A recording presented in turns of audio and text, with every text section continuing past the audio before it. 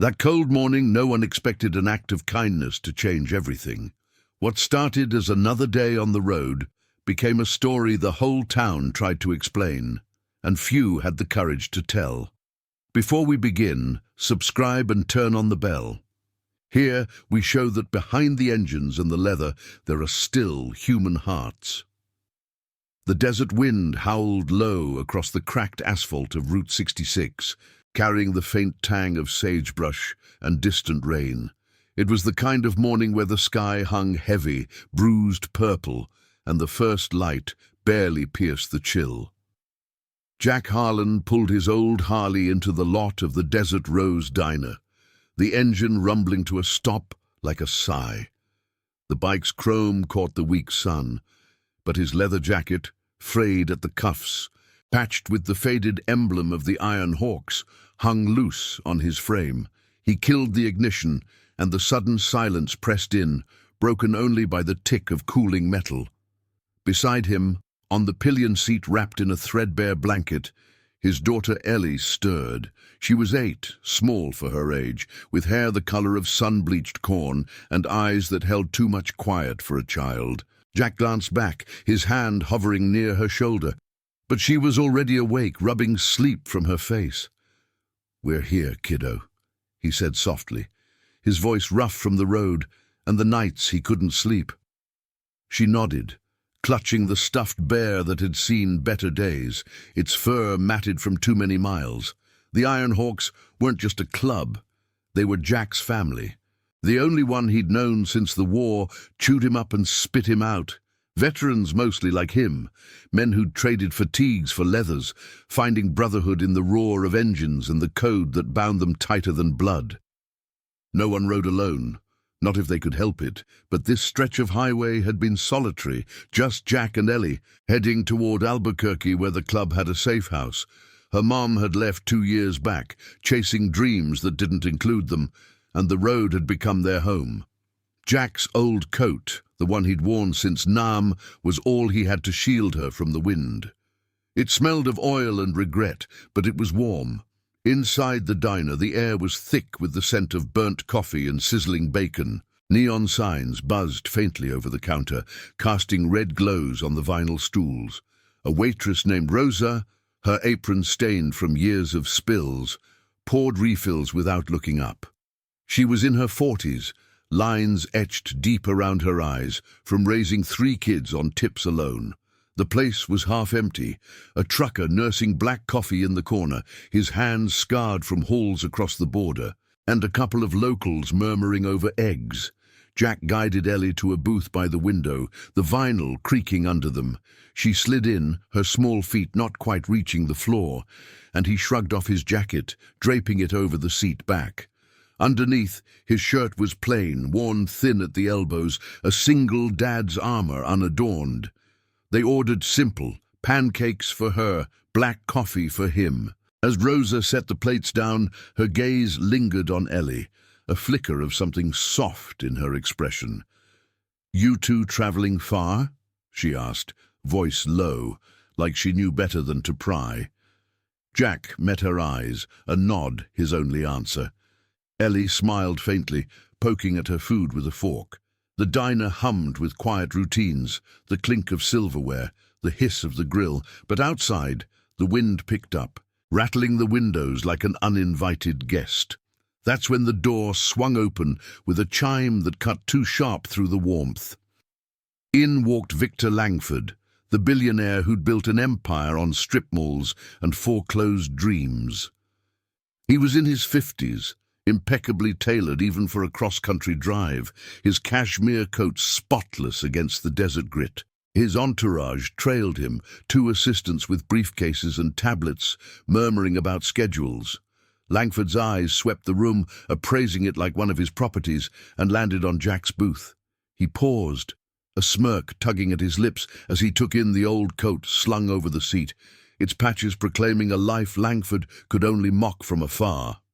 "Well, look at this," Langford said, loud enough for the room to hear, his voice carrying the polish of boardrooms. He didn't sit, just loomed by the counter, gesturing at the jacket. "Is this some kind of costume? Or did you ride in from a museum?" Laughter rippled from his assistants, forced but cutting. The trucker glanced up, then away, his jaw tightening. Rosa froze mid-pour, coffee dripping onto the saucer. Ellie shrank into the booth, her fork trembling in her hand, eyes fixed on her plate. Jack's breath caught, a slow inhale that filled his chest with the weight of it all, the road's endless judgments, the way the world saw leathers and assumed menace, never the man beneath. He didn't rise, didn't snap back. Instead, he reached across the table, covering Ellie's hand with his own, steady and calloused. "Eat your pancakes, sweetheart," he murmured, his voice even, though his pulse thrummed in his temples. Langford chuckled again, turning to Rosa. "Darling, what's the going rate for vintage poverty these days? Charge him double. Make it authentic." The words hung, sour as the steam rising from forgotten coffee. The diner fell quieter. The hum of the neon signs, the only protest. Jack's fingers tightened slightly on Ellie's, a silent vow. No one hurts those we protect.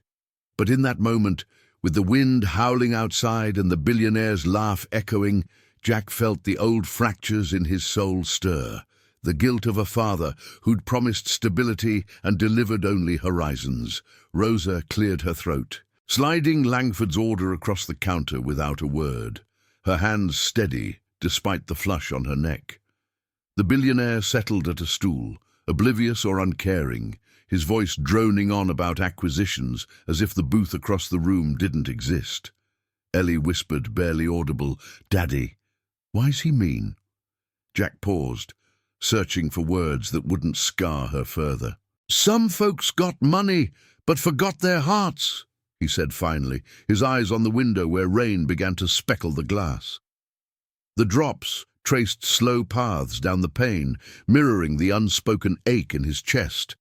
He'd written that letter to Santa last Christmas, Ellie's wish, scrawled in her careful print, for a home, a family that stayed. He'd mailed it from a gas station, half joking, half desperate, knowing wishes didn't fill empty seats. But now, in this diner on the edge of nowhere, with judgment thick as the fog rolling in, Jack wondered if the road had one more lesson left. The Iron Hawk's code whispered in his mind, loyalty over law, compassion in the shadows. He'd ride through hell for Ellie. But this casual cruelty from a man who'd never known want, tested the quiet strength he'd built mile by mile. As the rain pattered harder, blurring the neon glow, Jack pulled his coat closer around her shoulders, its warmth a small defiance. The morning stretched, heavy with what was unsaid, and outside, engines idled in the lot, waiting for the signal to move. The rain came down in sheets now, turning the diner's parking lot into a slick mirror of blurred taillights and puddles that reflected the flickering neon. Jack watched it from the booth, his coffee gone cold in the mug, the steam long surrendered to the chill seeping through the windows. Ellie's small frame huddled under his coat, the patches brushing her cheek like faded badges of honor. She picked at the last of her pancakes, the syrup congealing into something sticky and forgotten. Langford's laughter had tapered off, replaced by the low murmur of his phone call, words like merger and leverage slicing through the air like distant thunder. But the damage lingered, a quiet poison in the room's stale warmth. Rosa moved behind the counter with practiced grace, her hands wiping down the surface in slow circles, eyes darting to Jack now and then. She'd seen types like Langford before, city suits blowing through on their way to bigger things, leaving crumbs of disdain in their wake. But Jack was different. She could tell by the way he shielded his girl, not with bluster, but with that steady gaze that said he'd carried worse storms than this. "More coffee?" she asked, sliding a fresh pot his way without waiting for an answer. Her voice was soft, laced with the faint accent of someone who'd crossed borders long ago, chasing a life that promised more than it delivered. Jack nodded, pouring just enough to warm his palms around the mug. "Appreciate it," he murmured, his breath fogging the ceramic. Ellie looked up, her eyes wide and searching. "Miss Rosa, do you have kids?" The question hung innocent, cutting through the tension like a child's hand in the dark. Rosa paused, a faint smile cracking her weariness. 3, 2 boys and a girl, all grown now, scattered like seeds in the wind. She leaned on the counter, her apron strings loose at her waist. Raising 'em here wasn't easy. Nights like this, rain keeping folks away, bills stacking higher than the miles on that old truck out back. But you do what you gotta for family. The door chimed again, letting in a gust that carried the scent of wet earth and exhaust. In stepped Tommy Reyes, a mechanic from the garage down the road. His Iron Hawk's vest patched with grease stains that no amount of rain could wash out. He was in his late 30s, broad-shouldered with a limp from a wreck years back that still haunted his rides. Tommy nodded to Jack, a silent acknowledgement that spoke volumes, the club bond, forged in garages where engines were rebuilt and stories shared over lukewarm beers. He slid onto a stool at the counter, shaking water from his hair. Usual Rosa, and whatever these two need. His eyes flicked to Ellie, softening at the edges. Jack met his gaze in the window's reflection, a flicker of relief easing the knot in his shoulders. Tommy was one of the Hawk's steadier hands, a former Marine who'd lost his leg in the same hell Jack had survived. They'd pulled each other through more than one breakdown on these empty stretches, literal and otherwise. "Didn't expect company this far out," Jack said quietly, as Rosa set down Tommy's black coffee and a side of toast. Tommy shrugged, his voice low to match the rain's rhythm. "Heard the weather band crackle about a front moving in. Figured you'd be holed up here. Club's got eyes everywhere, brother." Outside, the lot filled with the low growl of another bike pulling in, then another, 2 more Hawks. Rain sheeting off their helmets as they killed their engines. They were stragglers from the Albuquerque run, faces weathered like the desert rock, each carrying the invisible scars of lives pieced together from fragments. There was Lena, a rare woman in the club, her leathers hiding the tattoo of a lost child on her arm. She'd ridden with them since her husband bailed, finding in the roar of the road a silence that healed. And beside her Marcus, the quiet one, a single father himself once, before custody battles stripped him bare. They stamped their boots on the mat, water pooling at their feet, and took a booth across from Jack's, their presence a subtle wall against the diner's undercurrent of judgment. Langford glanced up from his tablet, his lip curling as he took in the newcomers, the vests, the road-worn faces that didn't bend to his world. "Charming," he muttered to his assistants, loud enough to carry. "Looks like the local wildlife's gathering." One assistant chuckled nervously, but the other shifted uncomfortably, eyes on the rain-smeared window. The trucker in the corner straightened, his scarred hands clenching around his mug, but he said nothing, the weight of his own solitary miles keeping him silent. Ellie tugged at Jack's sleeve, her voice a whisper, barely audible over the patter on the roof. "Are they your friends, Daddy?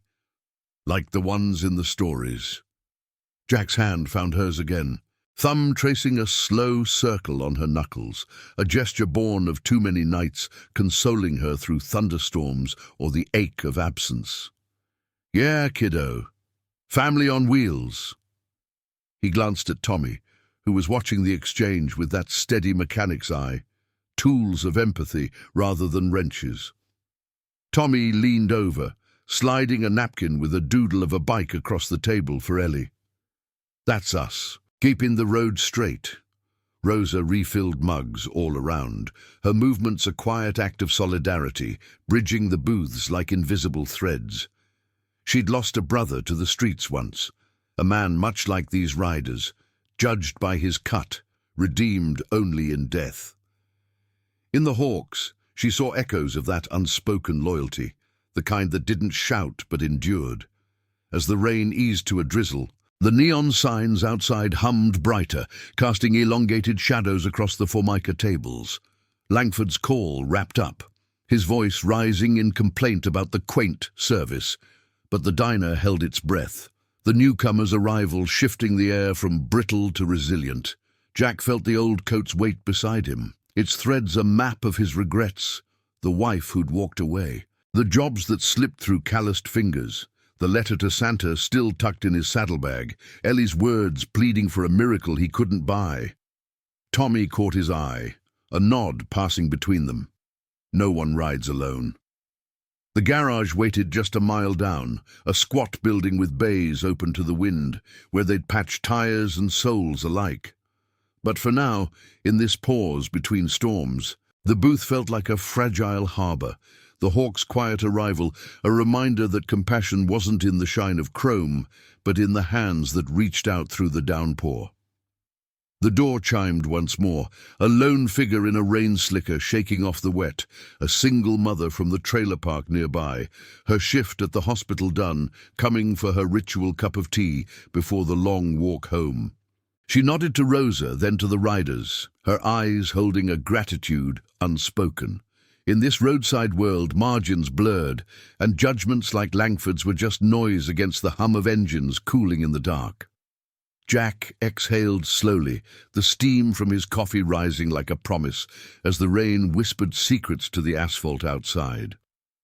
The drizzle softened to a fine mist, veiling the diner's windows in a haze that turned the outside world into a watercolor of greys and muted reds from the neon. Inside, the air hung warmer now, laced with the earthy scent of rain-soaked leather and the faint, comforting bitterness of fresh coffee. Jack shifted in the booth, his boot tapping a slow rhythm against the leg of the table. Not from impatience, but from the habit of a man always listening for the next shift in the wind. Ellie's fingers traced the doodle on the napkin Tommy had given her, a simple bike with wings, childish yet earnest, and she smiled faintly, the first real lift in her expression since Langford's barbs had landed. Across the room, Lena peeled off her helmet, water dripping from the brim onto the checkered floor. Her hair, cropped short and dark, clung to her forehead, and she rubbed her arms as if chasing away more than just the chill. She joined the Hawks 3 years back, after her boy's father vanished with the savings, and left her holding the pieces of a life she'd built from hospital shifts and late-night sewing. The tattoo on her forearm, a small dove in flight, peeked from under her sleeve, a mark of the son she'd lost to illness, too young, too sudden. Riding was her anchor now, the club's rides a rhythm that drowned out the what-ifs. She caught Rosa's eye and nodded toward the coffee pot. For the group, if you can spare it, on us. Rosa poured without hesitation, her hands steady as she distributed the mugs, steam curling up like whispers. She'd known Lena from the garage runs, where the woman fixed more than engines, patching tires for single mums who couldn't afford the tow, or leaving tools for neighbors too proud to ask. "You all look like you've been through the ringer," Rosa said quietly, her voice threading through the low murmur of conversation. Marcus, beside Lena, took his mug with a grunt, his broad frame filling the booth. He was the quiet enforcer of the group, a former welder whose hands bore the scars of sparks and fire, but his eyes held the weight of a custody loss that still echoed in his silences. He'd fought the system once, lawyers painting him as unstable because of the vest he wore, stripping him of his daughter until she turned 18 and found him on her own. Now, he rode with purpose, mentoring the younger Hawks on keeping their heads down when the world judged. Tommy leaned back on his stool, the wood creaking under him, and glanced at Jack. "Road's getting slicker up ahead. That front's gonna push us into the night if we don't move soon." His words were casual, but they carried the undercurrent of the club's unspoken pact. Eyes on the horizon, hands ready for whatever the miles threw. Jack nodded, his gaze drifting to Ellie, who was now colouring the napkin with a borrowed crayon from Rosa's pocket. The single mother in the rain slicker, her name was Maria, a nurse from the county hospital, sipped her tea at the counter, listening without intruding. She'd crossed paths with the Hawks before, when one of their own had pulled over to help her stalled car on a midnight shift. No questions, no bill, In a town that whispered about those bikers like they were shadows come to life, she saw the truth. Outcasts binding together where families fractured. Langford's voice cut through again, sharper now, as he gestured at his assistant with a polished cufflink glinting under the fluorescence. This place is a relic, like that coat over there, probably worth more as a tax write-off than on the man's back. His laugh was drier this time, aimed at no one and everyone, but it landed on the booth like dust on a windshield. The trucker in the corner set his mug down harder than intended, the porcelain clinking against the saucer, his knuckles whitening. He'd hauled freight for decades, seen men like Langford buy up roots and squeeze out the independents, leaving families like his own, widowed, scraping by on reroutes and regrets. But he stayed silent, the diner's code of neutrality holding him, even as his eyes flicked to the hawks with a mix of wariness and quiet respect. Lena's jaw tightened, a subtle flex that Jack caught from across the room. She didn't rise, didn't shout. Instead, she reached into her saddlebag and pulled out a small thermos, pouring hot chocolate into a spare mug for Ellie. The steam rose sweet and inviting, cutting through the coffee's edge. "Here, little one," she said, sliding it over with a wink that didn't reach her eyes fully.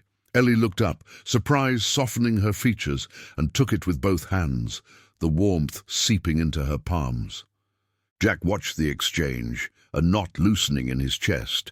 These moments, small as they were the club's real fuel. Not the engines, but the way they circled the vulnerable, a wheel turning against the isolation of the road. Maria set her tea down, her voice emerging soft but clear. "I saw you all last month fixing that fence at the trailer park. Didn't say a word, just did it before the storm hit." It was directed at Marcus, who paused mid-sip, his scarred fingers curling around the mug. He shrugged, but his breath came a fraction slower, the memory stirring something buried. The park was home to families like hers, shift workers, immigrants piecing together shifts at the diner or hospital, kids playing in dirt yards that the town council overlooked. The Hawks had shown up unannounced, hammers and wire in hand, mending what neglect had broken. No fanfare, just the ring of metal on metal and the satisfaction of a job that mattered. Outside, the mist lifted slightly, revealing the bikes lined up like sentinels, their chrome dulled by the wet but unbowed. The neon sign flickered, casting erratic shadows that danced across the faces in the diner, faces etched with stories the world preferred to ignore.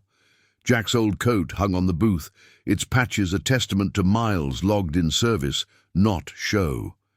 He'd worn it through deployments where brotherhood meant survival, and now, through fatherhood's quieter battles. The letter to Santa burned in his mind, Ellie's handwriting a fragile hope against the reality of motels and missed school days.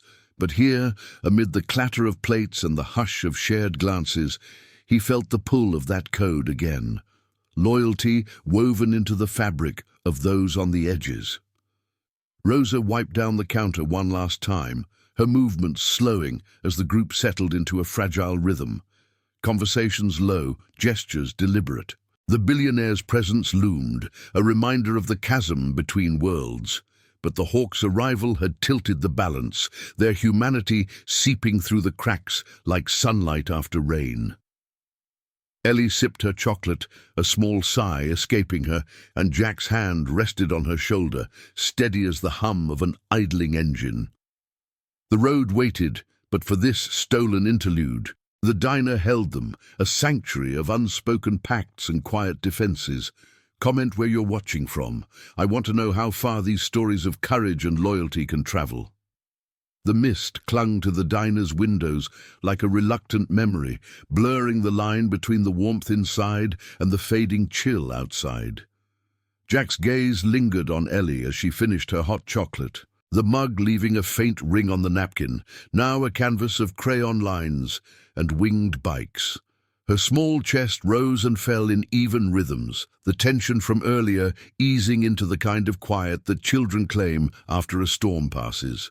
He adjusted the old coat around her shoulders, its leather creaking softly, a sound that blended with the distant rumble of thunder rolling away to the east. The Hawks had settled into their spaces, Tommy nursing his coffee at the counter, Lena and Marcus murmuring in low tones across the room, but their presence was a current, subtle and steady, like the undercurrent of a river carving stone. Rosa busied herself behind the counter, stacking plates with deliberate care, her eyes flicking toward Langford's booth, where the billionaire scrolled through his phone, oblivious to the shift in the air. His assistants had thinned out the conversation, one stepping outside to take a call, the other tapping notes on a tablet, their polished shoes scuffing the linoleum. The trucker paid his bill and left without a word, the door chime trailing him into the mist, leaving behind the scent of diesel and unspoken solidarity. Maria, the nurse, lingered a moment longer, her rain slicker draped over the stool like a shed skin. She caught Jack's eye and offered a nod, the kind that carried the weight of shared margins. Nights spent wondering if the next shift would cover the rent or if the kids' fevers would break without a doctor's bill. "You holding up?" Tommy asked, sliding onto the bench opposite Jack, his voice pitched low enough to stay between them. The mechanic's hands, rough from wrenches and wire, rested on the table, fingers drumming a faint pattern that echoed the rain's fading patter. Jack met his gaze, the lines around his eyes deepening in the neon's glow. "Road's been kinder than most," he replied, though the words felt thin, stretched over the ache of Ellie's question earlier. Why some men were mean. Tommy understood without needing more. He'd lost his own way after the wreck, the limp a constant reminder of a night when the bike betrayed him, and the club pulled him from the ditch, not with pity but with purpose. Lena approached then, her steps measured, carrying a spare napkin folded around a couple of cookies from Rose's stash. Oatmeal, soft-scented, the kind baked in the diner's back for slow days. She set it in front of Ellie without fanfare, her tattooed arm brushing the table's edge. "For the road," she said, her voice carrying the faint rasp of someone who'd shouted through too many winds. Ellie looked up, her eyes lighting with a spark that hadn't been there before, and whispered a thank you that hung soft in the air. Lena's expression softened, a crack in her guarded facade, remembering her own boy at that age. Curly-haired, always asking for one more story before the lights went out. The loss still sat heavy in her chest, a stone smoothed by miles, but moments like this chipped at it, revealing the compassion beneath the leather. Across the diner, Langford's phone buzzed again, pulling him into another call, his tone clipped and commanding as he paced near the door. "No, I want it wrapped by quarter's end. Cut the sentiment, it's bad for margins." The words echoed, landing like pebbles in still water, rippling toward the booths. Marcus shifted in his seat, his broad shoulders tensing, but he held back, his breath measured, eyes on the window where the mist began to lift, revealing the first hints of clearing sky. He'd learned restraint the hard way, after the courts took his girl, painting him as a threat because of the vest and the late-night rides. The irony burned. The same hands that welded bridges for the county were deemed too rough for bedtime stories. Now he channeled it into the club, fixing what the world broke, one quiet act at a time. Rosa leaned over the counter toward Maria, refilling her tea with a steady pour. "Heard about the layoffs at the hospital. Folks like us getting squeezed out." Maria nodded, her fingers tracing the mug's rim, the steam warming her face. She'd patched up more than wounds in her shifts, dreams deferred, families fraying at the edges. The Hawks had crossed her path again last week, donating parts for the clinic's old van. No strings, just a drop-off at dawn. In a town that eyed them with suspicion, whispering of noise and trouble, she saw the truth. They were the ones who showed up when the law looked the other way, their loyalty a bridge over the gaps society ignored. Jack felt the pull of it all, the diner's fragile web of glances and gestures weaving tighter. He reached into his pocket, fingers brushing the folded letter, Ellie's Christmas wish penned in wobbly letters on diner stationery from last year. Dear Santa, I want a daddy who doesn't have to ride away, and a house with lights that stay on. He'd kept it, a talisman against the doubts that crept in during quiet miles. The road had taken so much, his marriage, steady work, the illusion of control, but it had given him the Hawks, this patchwork family that rode with ghosts of their own. Tommy's limp, Lena's tattoo, Marcus's silences, they were maps of survival, etched in skin and steel. The door chimed once more, but it was just the wind playing tricks, rattling the frame as the mist fully parted outside. Sunlight slanted through, weak but insistent, gilding the puddles in the lot and catching the chrome on the bikes like a promise. Langford ended his call with a satisfied huff, sliding back onto his stool, but his eyes darted to Jack's coat again, a smirk playing at his lips, as if the mockery hadn't fully run its course. Jack ignored it, focusing instead on Ellie's quiet hum as she nibbled the cookie, crumbs dusting her chin. In that small joy, he felt the moral tug sharpen, the choice between letting the slight slide or standing firm, not for pride, but for the lesson it taught his girl. The Hawks watched without watching, their presence a silent jury, compassion coiled in the spaces between words. Rosa cleared a nearby table, her movements pausing as she overheard Langford mutter to his remaining assistant about local colour and tax breaks for the unwashed. The words stung the air, but she met Jack's gaze across the room, a subtle tilt of her head, conveying what voices couldn't: hold steady. The diner, with its scarred counters and flickering signs, had borne witness to worse. Fights that spilled into the lot, tears wiped on aprons, bonds forged in the hush after closing. Here, on the margins, justice wasn't loud. It was the hand extended in the rain, the engine revved to escort a stranger home. As the sunlight strengthened, casting long shadows across the floor, Jack stood slowly, helping Ellie into the coat fully now, its warmth enveloping her like an embrace. The Hawks rose with him, a fluid motion born of rides together, ready to roll when he was. The tension hummed, unspoken but electric, the billionaire's laugh from earlier echoing in the quiet like a challenge unmet. But in the Brotherhood's steady orbit, Jack sensed the turn coming. A small act, perhaps, that would shift the weight of the morning, revealing hearts beneath the judgments. The road stretched ahead, asphalt steaming in the emerging light, carrying the scent of wet sage and possibility. The sunlight pierced the mist fully now, turning the diner's lot into a patchwork of shimmering puddles and the faint steam rising from the asphalt, like breaths exhaled after a long-held silence. Jack zipped Ellie's jacket halfway, the old coat's hem brushing her knees as she stood beside him, clutching the napkin with its winged bike doodle. The Hawks moved with him toward the door, Tommy clapping a hand on his shoulder, light but firm. Lena trailing with her helmet tucked under her arm, Marcus bringing up the rear, his eyes scanning the room like a habit from darker roads. The air inside felt thicker, charged with the residue of Langford's mutterings, each word a splinter under the skin. Rosa called after them softly, sliding a paper bag across the counter, sandwiches wrapped in wax, extras she'd thrown together from the grill's remnants. "For the miles ahead," she said, her voice steady, though her fingers lingered on the edge of the bag, a quiet bridge between her world and theirs. Maria nodded from her stool, gathering her slicker, her nurse's scrubs peeking from beneath, stained faintly from a long shift. "Safe ride," she murmured, the words carrying the weight of someone who'd bandaged more than flesh in these parts. Jack met her eyes, a nod his thanks, feeling the pull of these fleeting connections, the way strangers on the edge wove safety nets from gestures too small for the law to notice.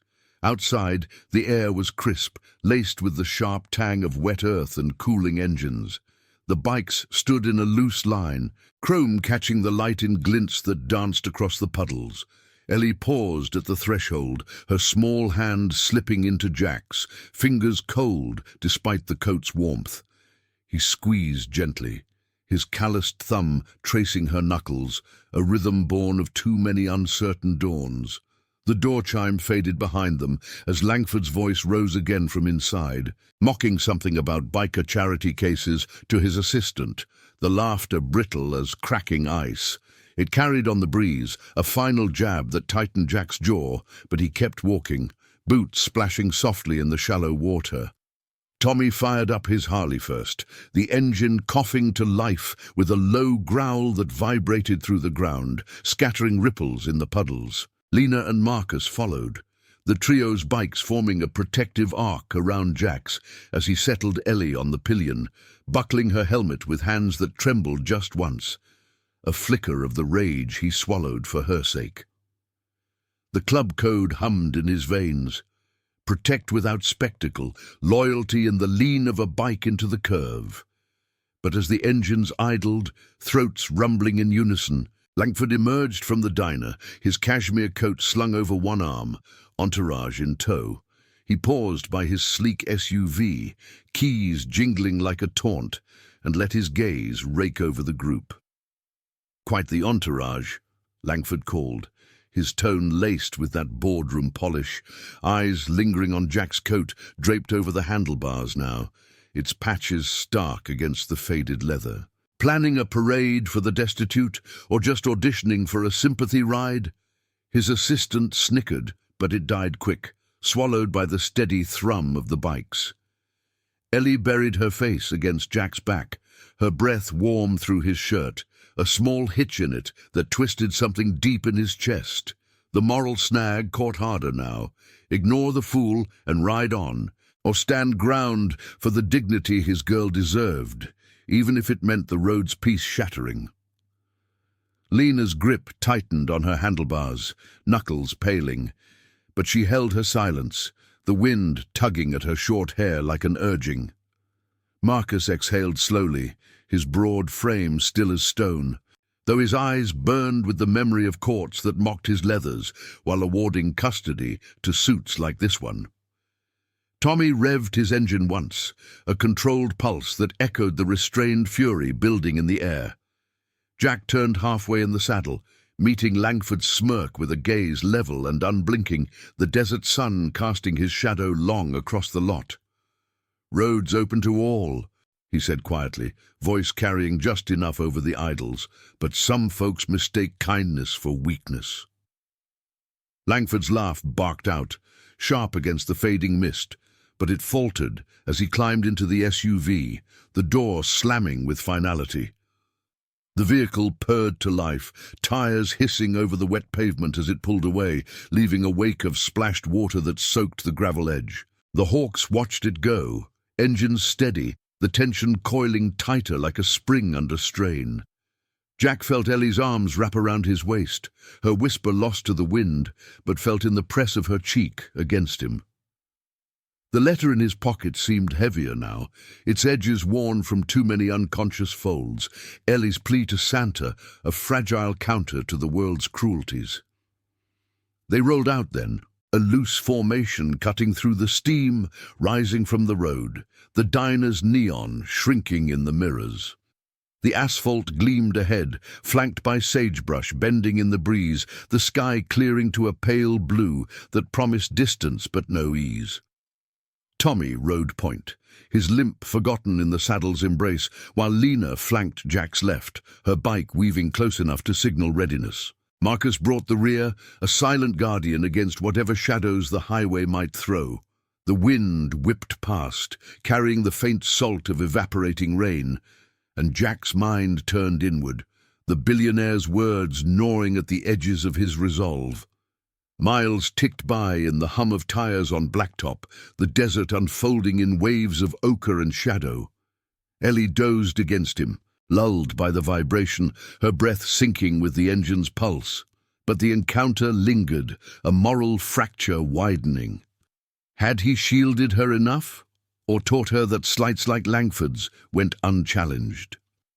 The Hawk's brotherhood held him steady, their presence a balm against the isolation, but compassion demanded more than endurance.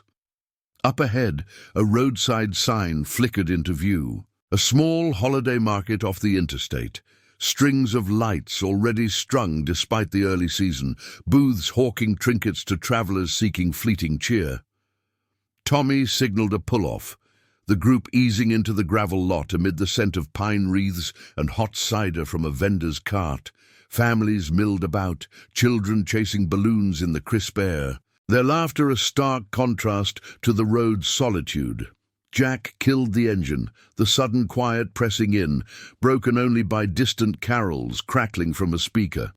Ellie stirred, eyes widening at the lights twinkling against the dusk gathering early. "Daddy, look, it's like Christmas already," she said, her voice small but bright, pointing to a booth piled with letters to Santa, red mailboxes overflowing with children's hopes. Lena dismounted first, stretching her legs with a quiet groan, and wandered toward the display, her expression softening as she picked up a sample envelope, tracing the stamps with a finger.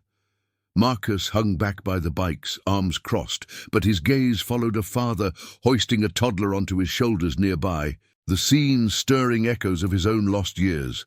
Tommy nudged Jack. "Might do her good. Club's got time." Jack hesitated, the weight of the letter in his pocket pulling like gravity, the one Ellie had written last year, mailed in faith, unanswered save for the road's endless reply. As the sun dipped lower, painting the sky in bruised oranges, a figure approached from the market's edge. An older man, in a faded red vest, white beard trimmed neat, carrying a bundle of letters under one arm. His eyes, kind but weathered, landed on Ellie first, then Jack, holding there with a recognition that went beyond the moment. "Looks like you've got a rider with wishes," he said softly, voice carrying the timbre of someone who'd heard 1,000 pleas. He extended a hand, not for a shake, but to offer one envelope from the stack, sealed, addressed in a child's hand that matched the one burning against Jack's chest. The air stilled, the moral suspense cresting as the man, dressed in quiet Santa guise for the event, held it out, the first threads of revelation unraveling in the holiday light. The envelope trembled slightly in the old man's hand, its red paper creased from travel, the child's handwriting looping across the front in faded blue ink. "To Santa, from Ellie Harlan." Jack's breath caught, a sharp inhale that tasted of cider and pine, as recognition slammed into him like a sudden skid on wet asphalt. He hadn't told a soul about that letter. Not Tommy, not Lena, not even the club elders who'd patched him through his darkest rides. It was Ellie's secret, scrawled one rainy night in a motel off I-40, her small fist gripping the pen as she poured out the ache of a home that kept moving, a daddy whose arms were her only anchor. He'd mailed it himself, from a dusty post office in Arizona, half in jest to Santa, half in prayer to whatever gods watched over outcasts like them. Now, here it was, returned like a boomerang from the ether, clutched by this stranger whose eyes held the quiet weight of miles unseen. Ellie leaned forward from behind Jack's shoulder, her helmet still strapped on, eyes widening in the twinkling light strung across the market booths. That's mine," she whispered, her voice threading through the distant carols like a fragile note.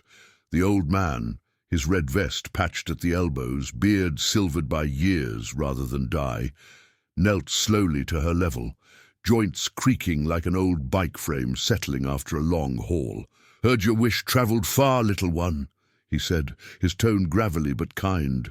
The kind of voice that had soothed fevers and fears in backroad communities. He didn't hand it over yet, his gaze lifting to Jack, searching the lines etched into his face. The veteran's squint from desert suns, the father's furrow from too many goodbyes. Sometimes what we send out finds its way back with answers. Tommy idled his engine nearby, the low rumble a steady undercurrent. But he cut it silent, dismounting with a glance that said he sensed the shift.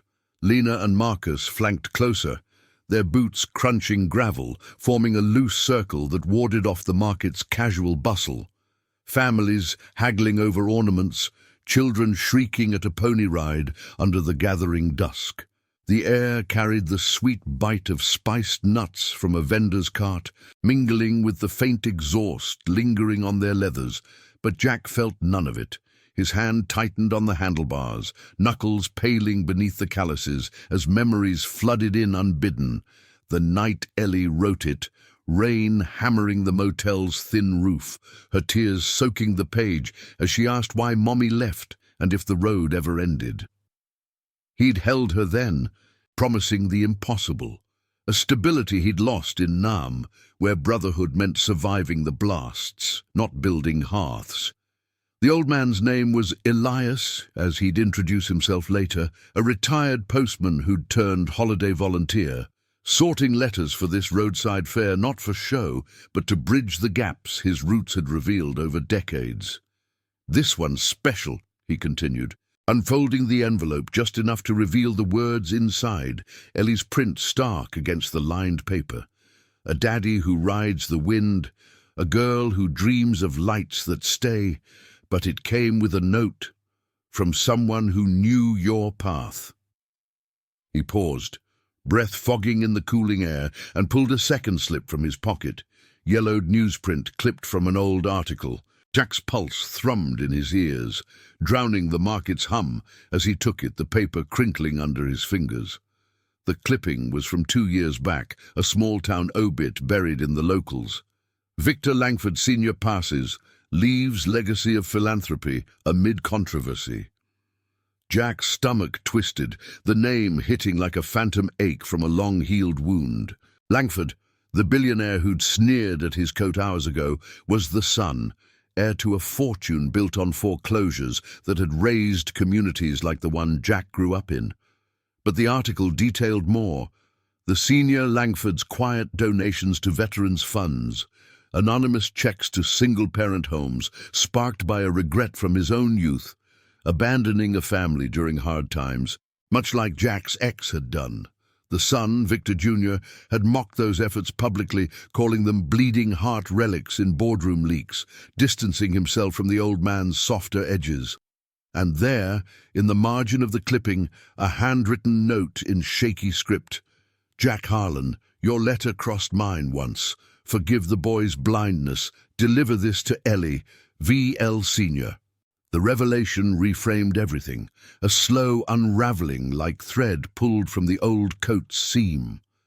Langford's cruelty in the diner wasn't random. It was the echo of a father's unresolved guilt, projected onto a man whose life mirrored the one his own sire had tried to atone for. Jack's hand shook now, not from rage, but from the weight of it, the billionaire, so quick to judge the patched leather and the single dad's frayed edges, blind to his own lineage's hidden compassions. Ellie tugged at his sleeve, her voice small. "Daddy? What's it say?" He folded the clipping away, kneeling to her level, the gravel biting his knees through his jeans. "It says, Santa heard you. And sometimes folks like that man back there, they carry hurts they don't show." Tension coiled tighter as headlights swept the lot. Langford's SUV circling back, perhaps delayed by traffic, its sleek lines cutting through the holiday glow like an unwelcome shadow. The billionaire stepped out, phone in hand, but paused at the sight of the group, his smirk fading into something uncertain as Elias stepped forward, envelope extended not to Jack, but toward him. "Mr. Langford, this found its way to you, too." The air thickened, the moral suspense peaking. Confront the man with his past, or let the road's silent justice unfold in whispers. Jack's breath came strained, chest tight with the grief of years. The war's ghosts, the wife's departure, the endless ride to shield Ellie from it all. The Hawks closed ranks subtly, Tommy's hand on his shoulder a grounding weight, Lena's eyes fierce with shared understanding. Langford approached warily, the clipping's implications dawning, as Elias murmured the connection, his voice low against the carol's swell. The billionaire's face paled, hand hovering before taking the envelope, fingers brushing the child's script. For a beat, silence reigned, broken only by Ellie's soft breathing and the distant whinny of the pony. Then a crack. Langford's shoulders sagged, the polish fracturing, revealing the boy who'd buried his father's regrets under empires of steel. "I didn't know," he muttered, eyes flicking to Jack's coat, now seeing not poverty, but endurance. The revelation hung, reframing the diner's mockery as a cry from his own unspoken losses.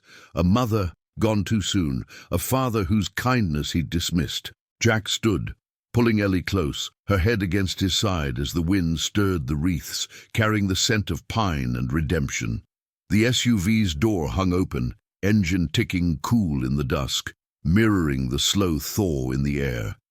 No words passed between the men, just a nod, fragile, loaded with the possibility of amends beyond the law's cold reach.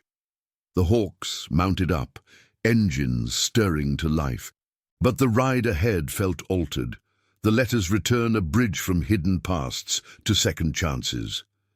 As they pulled onto the highway, taillights fading into the night, the market's lights twinkled like distant stars, witnesses to compassion's quiet victory. If this story already has your heart, hit the like button. It helps the story of Jack Harlan reach more people who still believe in humanity. The highway unspooled into the night like a ribbon of black silk, the taillights of the Hawks' bikes glowing faint red against the encroaching dark. Jack rode in the middle of the formation, Ellie's arms wrapped tight around his waist, her helmeted head nodding against his back in the rhythm of the road. The wind had turned cooler, whispering through the sagebrush that flanked the asphalt, carrying the faint, lingering sweetness of pine from the market. Engines hummed in unison, a low chorus that drowned out the world's sharper edges. But inside Jack's chest, the quiet storm lingered. The clipping's words etched into his thoughts like tire tracks in mud. Miles back, Langford had stood frozen in the market's glow, the envelope clutched in his hand as if it weighed more than the empires he'd built. No grand apology had spilled out. There rarely were in moments like this. Just a halting breath, his eyes meeting Jack's for the first time without the armor of scorn, revealing the fractures beneath, the son who'd chased his father's shadow only to mock the light it cast. Elias, the old postman in the red vest, had nodded once, his beard catching the string lights as he turned away, leaving the two men in the hush of unraveling truths. Jack had felt the pull then, the moral tide ebbing. Forgive not for the man's sake, but for Ellie's, to show her that hearts could bend without breaking. He'd mounted up without a word, the Hawks falling in behind, their silence a shield thicker than leather. Now, the stars pricked the sky overhead, indifferent witnesses to the road's confessions. Tommy led the pack, his silhouette steady against the horizon, the limp that haunted his walks forgotten in the saddle's embrace. Lena rode to Jack's left, her bike leaning into the curves with a grace born of loss, the dove tattoo hidden but alive in her mind's eye, reminder of a child whose absence she'd filled with these rides, this family pieced from outcasts.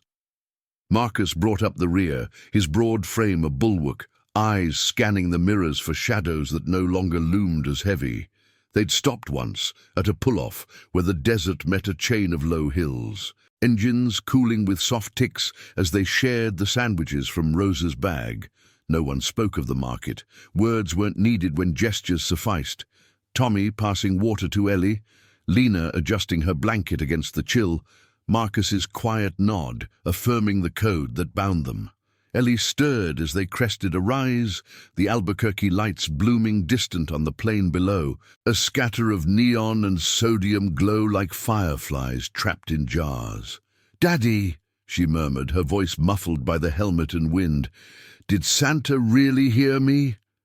Jack's gloved hand reached back, finding hers, squeezing through the layers, a small anchor in the vastness. The letter's return had reframed their world, turning the diner's sting into a thread connecting strangers. Langford's hidden grief mirroring Jack's own. The old man's philanthropy a ghost, reaching across years to touch a single dad's frayed coat. It wasn't magic, not truly.